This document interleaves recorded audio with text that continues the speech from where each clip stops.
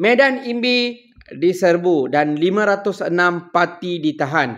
Okey, pada 17 April 2025 Jim telah pun menyerbu di perkampungan warga asing lah ibarat satu kampung warga asing blok 4 tingkat.